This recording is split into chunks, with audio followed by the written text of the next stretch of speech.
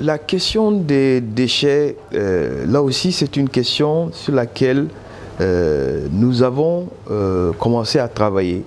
Nous avons trouvé bien sûr un processus engagé, encore une fois, à l'initiative du chef de l'État avec les partenaires qui nous appuient.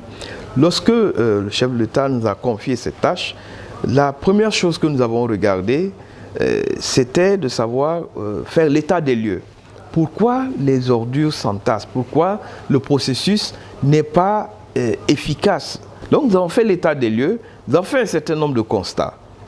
Il y avait une multiplicité d'acteurs, c'est-à-dire que les responsabilités étaient quelque peu diffuses.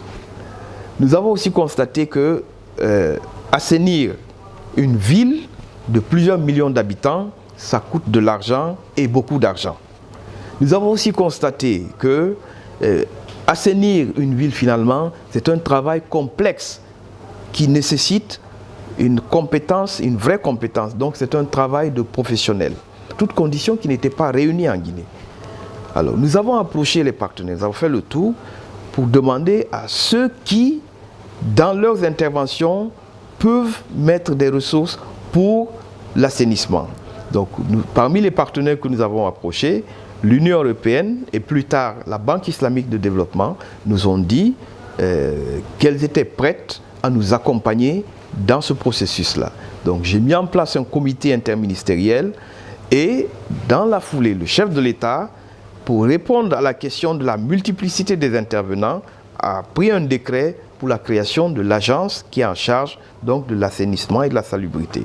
Donc voilà des mesures qui ont été prises récemment et qui ont permis de mettre en place un processus.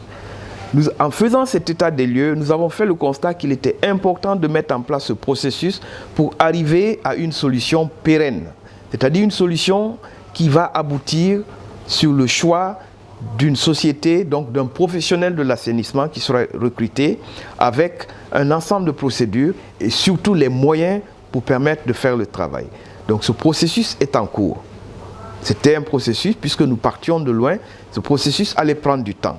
Nous avons donc décidé, parallèlement, de mettre en place un processus d'urgence pour répondre aux défis immédiats. Donc les ordures n'attendent pas. Tous les jours, les foyers produisent des ordures. Donc il fallait là aussi trouver des solutions pour faire face à cette question. Et à ce niveau, je dois dire que, encore une fois, le chef de l'État, parce que c'est à son initiative, a appuyé cette agence en la dotant de moyens. Donc de moyens techniques, des camions, un certain nombre d'équipements pour justement faire ce ramassage. Je ne dis pas que tout est parfait, parce que, encore une fois, nous travaillons sur la solution pérenne, mais nous avons pu progressivement attaquer les montagnes d'immondices qui s'accumulaient un peu partout dans la ville pour justement réduire les ordures dans notre ville.